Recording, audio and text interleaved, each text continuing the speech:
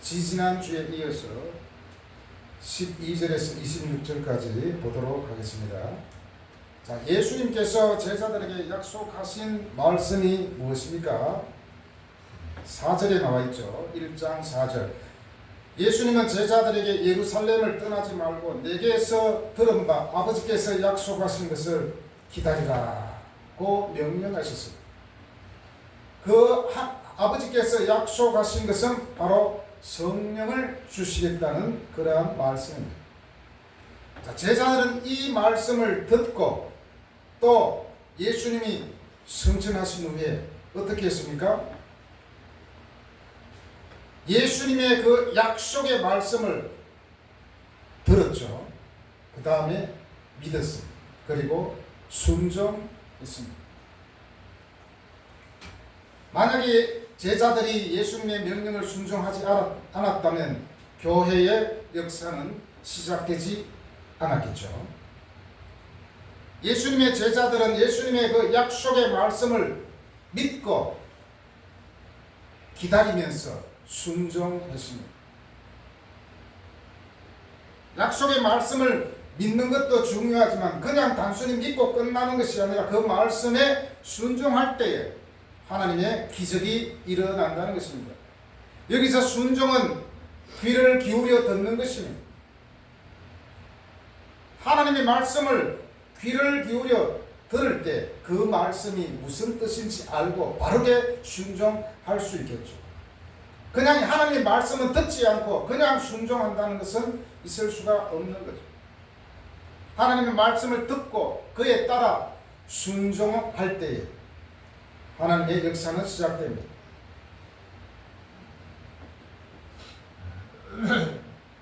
제자들은 예수님의 말씀을 단순히 듣는 것으로 끝나지 않았고 그것을 믿고 그 다음에 순종했습니다. 여기서 믿음은 또한 마음으로 이성으로 맞다고 인정하는 것입니다. 마음으로만 그냥 맞아요 하는 것이 아니라 내 이성으로도 그것이 이해가 되는 것입니다. 그렇게 될 때 온전한 믿음이 될 수 있죠.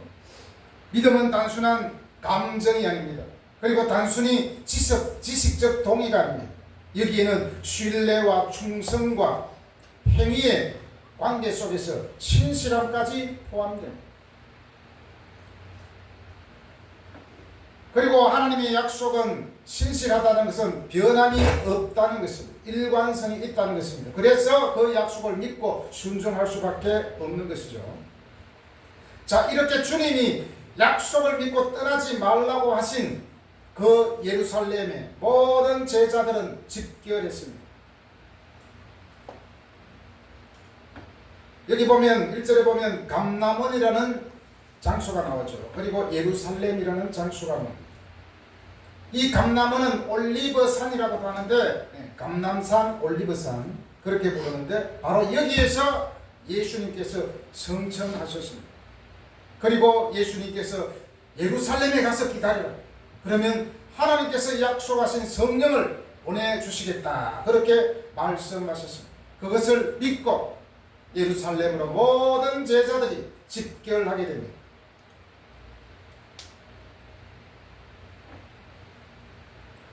여기서 보면 감람원에서 예루살렘 거리까지는 안식일에 걸을 수 있는 거리라고 되어 있습니다. 12절에서 안식일에 가기 알맞은 길이라. 성경에 나오는 거리로 따져보면 한 900에서 1000m 되는 거리입니다. 제가 그래서 계산을 해보니까 우리 교회에서 우리가 작전시장 그쯤 되는 것 같아요. 작전역까지는 조금 덜 미치는.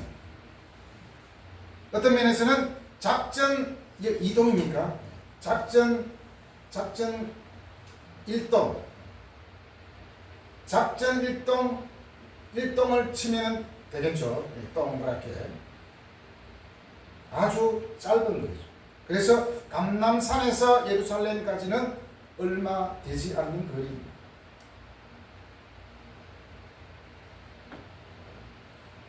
왜 이곳으로 왔습니까?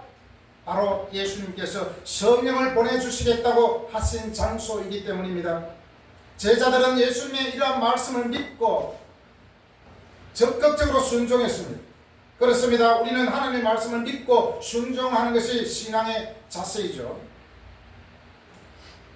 그런데 그냥 예루살렘으로 집결하고 거기서 끝난 것이 아닙니다.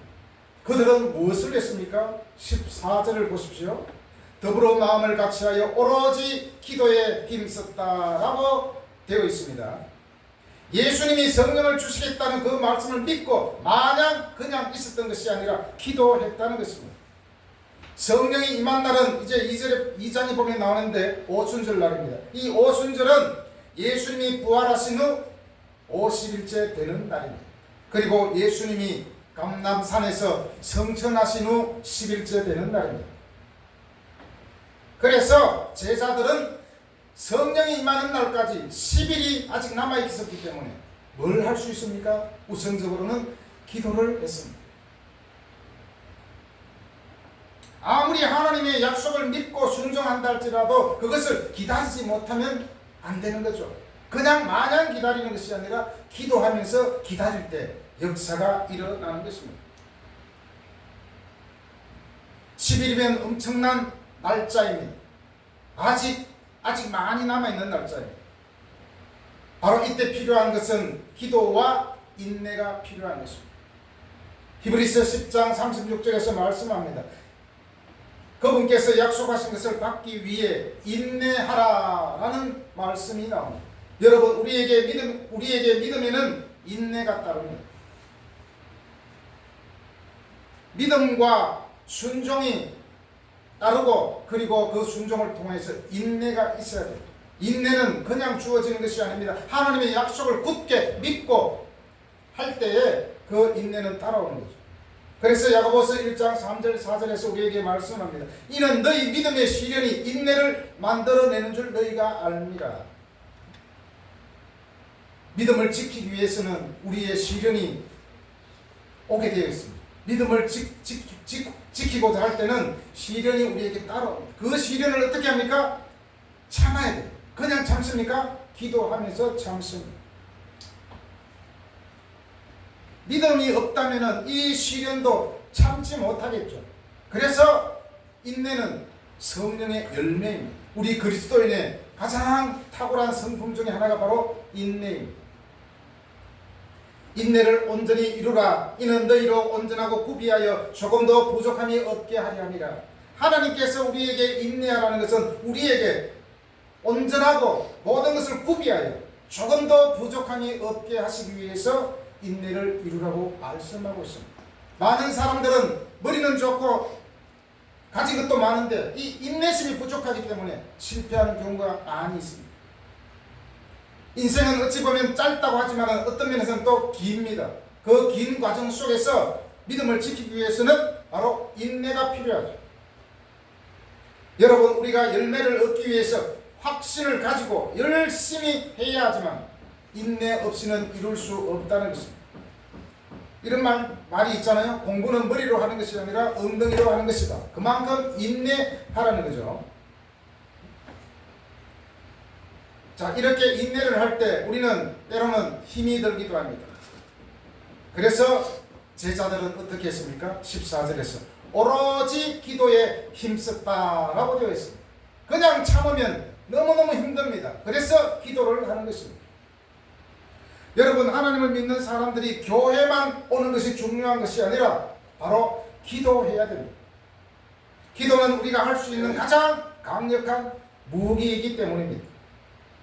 우리는 무언가를 할 때 너무 지친다. 나는 이렇게 해서 뭘 할 수 있을까? 그리고 여러 가지 상황으로 인해서 머리가 복잡합니다. 이럴 때 자칫 우리는 엄청난 혼란에 빠질 수가 있는 것이죠. 이럴 때 우리가 할 수 있는 것은 오로지 기도하는 것이라고 성경은 우리에게 가르쳐 주고 있습니다. 오로지 기도에 힘쓴다. 여기서 오로지 힘썼다는 것은 원어에서는 한 단어로 되어 있습니다. 이 단어는 초대교회 성도들이 기도와 가르침과 교제 그리고 공동체 생활에서 확고하고 끈기 있게 헌신하는 모습을 표현하는 데 사용되어 있습니다. 처음에 믿음 생활은 잘 했는데 인내하지 못하고 그르치는 경우가 많이 있지 않습니까? 그래서 오로지 기도에 힘쓸 때에 인내를 이룰 줄로 믿습니다. 자, 이런 모습은 수동적인 행동이 아닙니다. 어떤 일에 대하여 적극적이고 의도된 헌신을 의미합니다. 적극적이고 의도적인 헌신. 이것은 절대 강요가 아닙니다. 바로 이 오로지 힘쓴다는 것은 수동적이 아니고 자발적인데 이것은 하나님 사람의 특성입니다. 진짜로 믿음 있는 사람은 절대로 강요하기 전에 믿음으로 먼저 순종한다는 것입니다. 예배 시간에 출석하는 것과 정한 시간에 늦지 않게 오는 것도 어떤 면에서는 자발적인 헌신의 마음이 있어야 된다는 것이죠. 왜 우리는 수동적으로 살아가려고 합니까? 자발적으로 움직이는 믿음의 사람이 되시기를 바랍니다. 이것은 바로 하나님의 주신 마음입니다. 제가 여러분에게 퀴즈를 하나 내겠습니다. 후진국에서 선진국이 되려면 가장 필요한 한 가지가 있는데 뭐가 있을까요? 후진국에서 선진국이 되려면 아마 모르겠죠. 바로 자급자족입니다. 스스로 해결하는 거죠. 먹고 마시는 것을 스스로 해결하지 못하고 다른 나라에 원조받는 것에서 벗어날 때 선진국으로 갈 수 있는 길이 열리는 거죠. 모든 것을 외국으로부터 받아들이고 외국으로부터 원조받게 되면은 그 나라는 선진국이라 할 수 없습니다. 후진국입니다.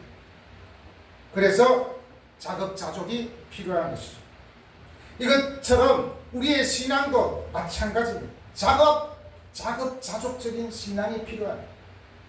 스스로 기도하고 스스로 말씀 읽고 자발적으로 시간에 맞춰 교회에 오는 것. 이 모든 것들이 바로 자급자족적인 신앙이죠. 성령을 받은 사람, 성령에 충만한 사람은 바로 이러한 수동적이 아니라 자발적인 신앙으로 변화되는 것이죠. 이것처럼 우리의 신앙도 누군가의 강요로 인해서 성장하는 것이 아니라 자발적인 마음이 있을 때 우리의 신앙은 성장하게 되는 것이죠. 이런 자발적인 사람들이 함께 모여 더불어 마음을 같이 하여라고 했습니다. 14절에 나오죠. 더불어 마음을 같이 하여 오로지 기도에 힘쓰더라. 더불어 마음을 같이 하여. 자발적인 사람들이 교회에 모여 더불어 함께 기도할 때에, 더불어 마음을 같이 하며 기도할 때에 거기에 역사가 일어나는 것입니다. 마음을 같이 했다는 이 말의 의미는 같은 열정을 가졌다는 것입니다. 복음을 위한 같은 열정. 이 같은 열정이란 뜻과 성도들 사이에 공동 목표와 합의되었다는 뜻입니다. 마음을 같이 했다는 것입니다. 바로 이렇게 공동 목표와 합의된 사항을 위해서 같은 열정과 기도 제목으로 기도했다는 것을 말할 수 있습니다. 바로 이 단어를 통하여 초대교회와 공동체의 일치된 행동을 보여주고 있습니다. 교회는 일치된 공동체입니다. 한 뜻을 가지고 있습니다. 한 목적을 가지고 있습니다. 그 한 뜻과 목적이 무엇입니까? 바로 부활하신 예수님을 증거하는 것입니다. 복음을 전하는 것입니다. 이 단어는 그리스도의 제자들이 복음을 전파하고 초기 교회를 세울 때 화합과 공동의 의도가 얼마나 중요했는지 그것을 강조하고 있습니다. 하나의 목적과 하나의 합의된 그것을 위하여 한 목소리로 함께 기도하는 것. 이것이 교회의 부흥을 일으키는 중요한 기초입니다. 이러한 것이 있었기 때문에 초대교회 때 교회가 엄청난 부흥을 일으켰고 많은 박해에도 불구하고 그들은 다음대이 부활하신 예수님을 증거할 수 있었던 것입니다. 그래서 급기야 국가에서 공인된 종교가 될 수 있었던 것입니다.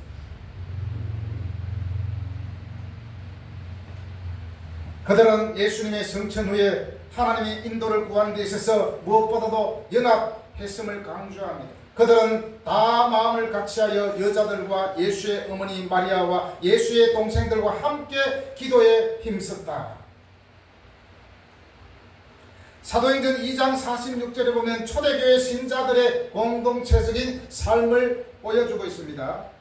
그게 뭐라고 되어 있냐 하면 그들은 날마다 한 마음으로 성전에 모이고 집집이 떡을 떼우며 기쁨과 순전한 마음으로 음식을 나누었다라고 되어 있습니다. 이 말씀은 초기 그리스도인들 사이에 깊은 교제와 나눔의 삶을 보여주는 것입니다. 그래서 어떤 교회들이 초대 교회의 신앙을 회복하자 하는 슬로건으로 그렇게 기도하고 교회를 섬기는 그러한 곳이 있습니다. 우리 교회도 마찬가지겠죠. 자, 이렇게 오로지 기도에 힘쓴 사람들의 숫자가 몇 명입니까? 15절에서 120명으로 나와 있습니다. 120명이면 엄청난 숫자이죠. 예수님의 제자가 12명인데 12명의 10배죠. 이 120명은 바로 부활의 증인들입니다. 부활하신 것을 목격한 사람들입니다. 물론 그 이외에도 더 많은 숫자가 있습니다. 지금 함께 기도하는 무리들은 바로 120명입니다.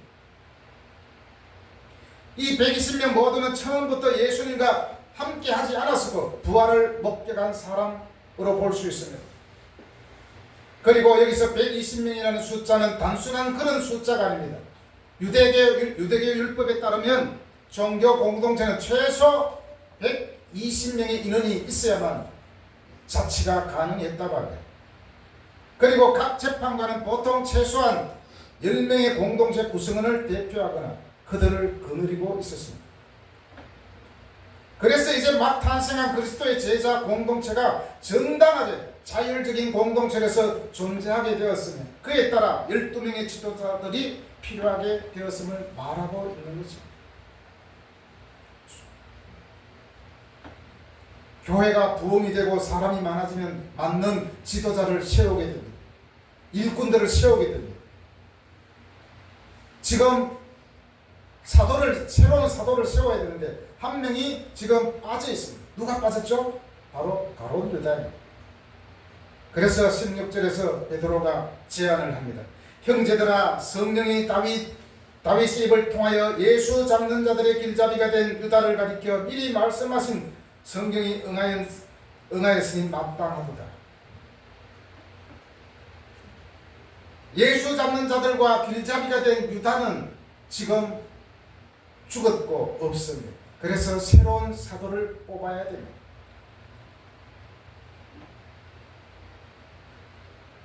여러분, 배신의 아이콘 하면 누구입니까? 사람들은 많이 자기와 뜻을 달리하면 다 막 배신자로 막 낙인 찍잖아요. 진짜 배신자를 누구인지 모르기 때문에 그렇습니다. 진짜 배신의 아이콘은 바로 성경에 나오는 가롯 유다입니다. 그는 18절에 보면 불의의 삭스로 밭을 샀다고 했어요. 한마디로 예수님을 팔아먹고 그 돈으로 밭을 샀다는 거죠. 물론 본인이 사진 않았지만 그 받은 그 돈을 성전에 던져두고 이 사람은 목매달아 죽었어요. 그래서 그 돈을 제사장들이 그 돈으로 밭을 샀습니다. 가룟 유다는 예수님을 은 30에 받고 사람들이 팔아버렸습니다. 바로 이것이 가장 배신의 아이콘이라고 할 수 있겠죠. 베드로는 1절에서 가룟 유다를 두고 예수 잡는 자들의 길잡이가 되었다라고 합니다. 길잡이라는 것은 무슨 의미죠? 길잡이라는 것은 영어에서는 가이드라. 그런데 가이드는 사실은 좋은 가이드인데 여기서 말하는 길잡이는 나쁜 길잡이라는 것이죠.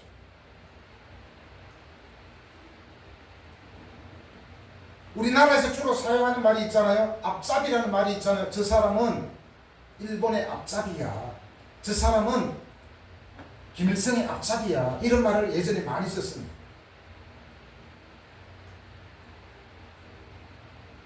일제시대 때 엄청난 앞잡이가 있었잖아요. 이 앞잡이는 사실은 배신자거든요. 이 앞잡이는 남에게 붙어서 앞장서서 일을 돕는 사람인데 특히 나쁜 일을 하는 사람의 편에서 대신 앞장서서 나서는 사람을 의미합니다. 바로 가룟 유다가 앞장서서 예수님을 팔아먹는데 일조를 한 거죠. 자신의 이익이나 두려움 때문에 나쁜 세력에 협조하여 같은 민족이나 조직을 해치는 사람을 가리킬 때 이 길잡이라고 쓰는데 성경에는 한국 성경에는 길잡이라고 되어 있는데 제가 생각할 때는 앞잡이로 바꾸는 게 더 낫지 않을까 싶습니다. 이런 유다가 불의로 삭서로 밭을 사고 후에 몸이 곤두박질하여 배가 터져 창자가 흘러나와 죽었다라고 오늘 말씀에서 기록하고 있습니다. 그래서 가룟 유다가 산 그 밭을 피밭이라는데 성경 용어로는 아겔다마라고 합니다. 자, 이제 12제자들 중 한 사람이 빠졌기 때문에 또 다른 사람을 세워야 됩니다. 먼저 22절에 보면 하나를 세워라는 말이 있습니다. 22절 보세요. 항상 우리와 함께 다니는 사람 중에 하나를 세운다 그러죠. 하나를 세운다는 말에서 이 세워는 헬라어로 기노마이라는 뜻입니다. 이 기노마이라는 말은 존재하기 시작하다, 균형을 맞추다, 이동, 성장하다라는 의미가 있습니다. 교회에서 사람을 세울 때는 균형을 맞추기 위해서 그리고 성장을 위해서 반드시 사람을 세우는 것이 필요합니다.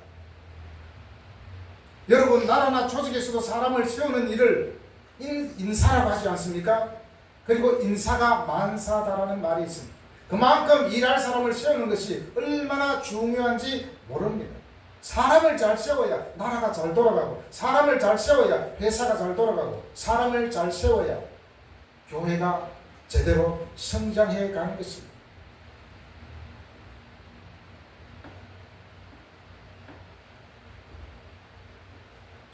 교회도 부흥이 되면 많은 일꾼을 세웁니다.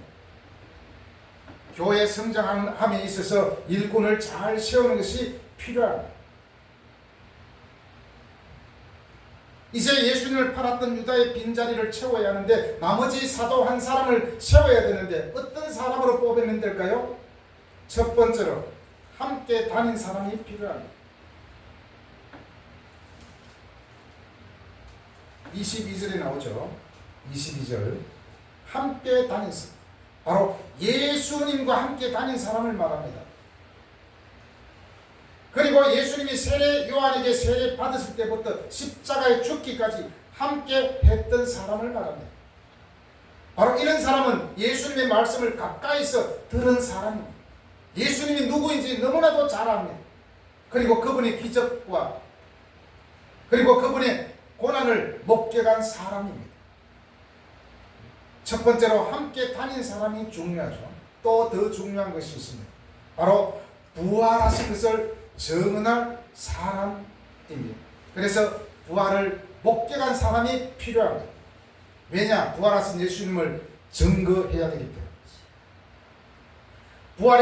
부활에 목격한 사람을 세워 그것을 증언할 사람을 세워야 하기 때문에 이 두 가지, 예수님과 함께 다닌 사람, 부활하신 것을 목격한 사람,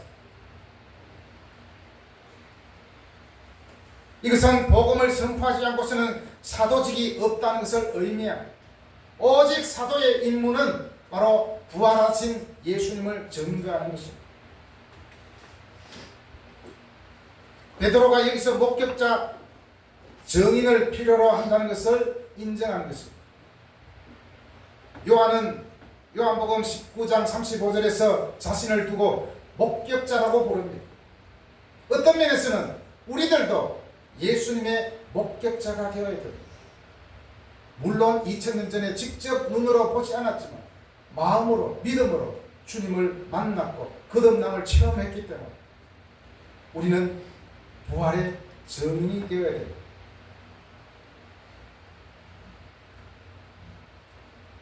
그리고 15절에서 함께 다닌 사람, 부활을 목격한 사람이 해야 될 일 쭉 나오죠. 봉사와 및 사도의 직무를 대신할 사람, 사람들을 섬기고 사람들을 말씀으로 가르칠 수 있는 사람입니다.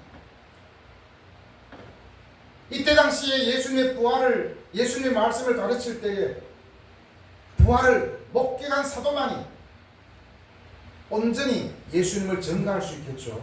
그래서 바로 이런 사람이 필요했던 것입니다.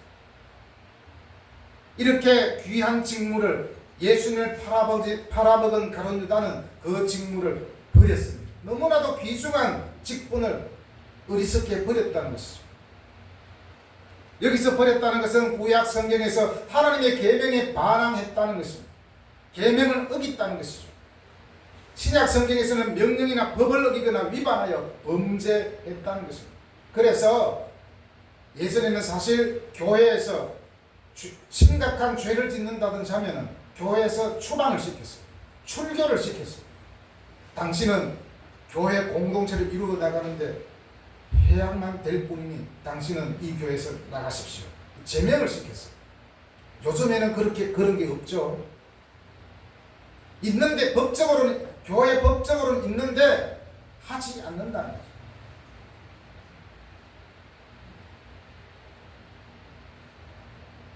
가룟 유다야말로 예수님을 배반하는 대역 죄인 중에 죄인이었습니다. 그는 스스로 예수님을 팔고 그리고 스스로 목숨을 끊어버렸습니다. 이렇게 사람을 세우는 데 있어서 너무나도 중요한 것. 자, 사람을 세우는 데 있어서 어떻게 또 중요한 게 있습니다. 공정해야 됩니다. 내 마음에 드는 사람 아무나 막 세우는 것이 아니라 공정해야 됩니다. 공정을 지키기 위해서 우선적으로 두 사람을 추천받았어요. 두 사람. 28절에 보면 나옵니다. 한 사람은 바사바라고도 하고 유스도라는 별명을 가진 요셉을 추천했습니다. 그리고 한 사람은 마띠아입니다. 자, 여기에서 또 나옵니다. 제자들은 그냥 사람을 뽑는 것이 아니라 또 하나님께 기도합니다. 왜냐? 혹시 사람들이 추천했지만 혹시 하나님의 뜻에 맞는지 안 맞는지 또 기도하고, 하나님, 우리가 정말 우리 마음으로 두 사람을 세웠는데 하나님의 뜻에 맞기를 원합니다. 계속 기도하고, 하나님, 두 사람 중에서 또 어떤 사람이 적합할까요? 라고 많은 제자들은 기도하고 하나님께 묻습니다. 공동체를 위해서 사람을 세우는 것이 엄청나게 중요한 일이기 때문에 그들은 기도했습니다. 교회에서도 사람을 세울 때 반드시 기도를 해야 되는 것이죠. 기도하지 않고 자기들 마음대로 세우니까 한 사람이, 어떤 교회에서는 장로를 세웠는데 두 사람이 나왔잖아요. 한 사람이 떨어졌어요. 투표해가지고. 떨어진 사람은 삐져가지고 교회 나가기도 하고. 이것은 심각한 잘못된 일이죠.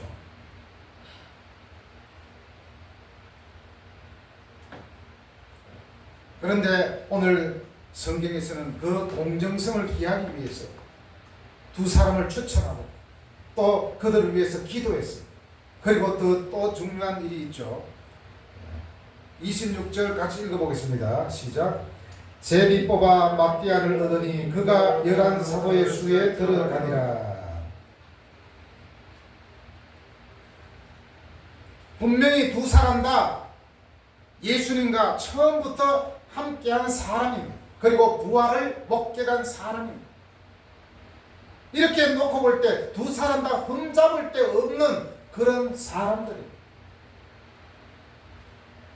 그럼에도 불구하고 한 사람을 세워야 되기 때문에 굉장히 조심스럽습니다. 그래서 제자들은 제비 뽑기를 선택했습니다. 하나님의 뜻에 맞게 하기 위해서 바로 제비를 뽑았습니다. 투표로 뽑은 것이 아니라. 그래서 최종적으로 예수님의 부활을 증언하기 위해서 유다 대신에 이제 마띠아를 세우게 되는 것입니다. 사람을 세우는 것은 초대교회뿐만 아니라 계속해서 교회가 존재하는 한 사람을 세우는 일은 계속 있어야 됩니다. 우리 교회도 사람들이 많아지면 직분자를 세우고 일꾼들을 세워야 됩니다. 그럴 때 필요한 우리는 무엇을 갖추어야 됩니까? 바로 부활하신 주님을 믿는 그 믿음이 우리에게 있어야 되지 않겠습니까? 여러분, 교회는 그냥 존재하는 것 같지만 그냥 존재하는 곳이 아닙니다. 교회는 바로 한 마음으로 연합하여 기도하는 공동체입니다. 그래서 예배할 때 아까 계속해서 주일마다 함께 기도하잖아요. 교회는 기도하는 공동체입니다. 그리고 예수님의 부활을 증언하는 전도 공동체입니다. 그리고 하나님의 사랑으로 서로를 섬기는 섬김의 공동체입니다. 이 일을 위해서 우리들을 하나님께서 불러주신 줄로 믿습니다. 우리는 바로 하나님의 약속을 믿고 살아가는 그러한 사람들입니다. 그래서 우리는 믿음과 순종으로 함께 기도하며 예수님이 명령하신 사도행전 1장 8절 오직 성령이 너에게 임하시면 너희가 권능을 받고 예루살렘과 온 유대와 사마리아와 땅끝까지 이르러 내 증인이 되리라. 이 말씀을, 이 명령을 우리가 순종할 수 있는 것입니다. 예수님의 이 명령을 이루기 위해서 자발적으로 함께 기도하며 교회의 부흥을 위해 힘쓰는 우리 모두가 되시기를 부활하신 예수 그리스도의 이름으로 축원합니다. 아멘. 기도하겠습니다. 아버지 하나님 감사합니다.